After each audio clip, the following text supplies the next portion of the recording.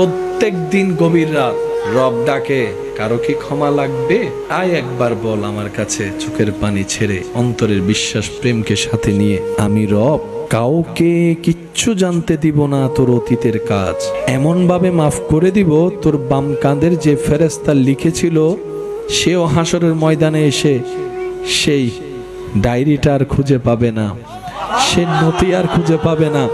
সে খাতা খুলে দেখে বলবে, আমার তো মনে পড়ে এই সালের এত তারিখ সে এই কাজটা করেছে, আমার মনে পড়ে যে আমি লিখেছিলাম। আল্লাহ গো, খাতা তো আছে, পৃষ্ঠা নাম্বারও তো আছে, লেখা তো কিছু আবার পৃষ্ঠা উল্টায় বলে যে আল্লাহ এখানেও লেখা নাই। তাহলে আমি কাতিবিন এত বছর করলামটা কি?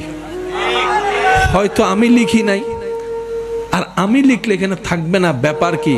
রব বলে, ফেরেশতা যা দায়িত্ব দিয়েছি যতটুকু দিয়েছি তুমি যথেষ্ট দায়িত্ব পালন করেছো, তোমার উপর আমি আল্লাহর কোনো দাবি নাই, তুমি তোমার দায়িত্বে 100% পাস করেছো, তুমি এখান থেকে সরে যাও।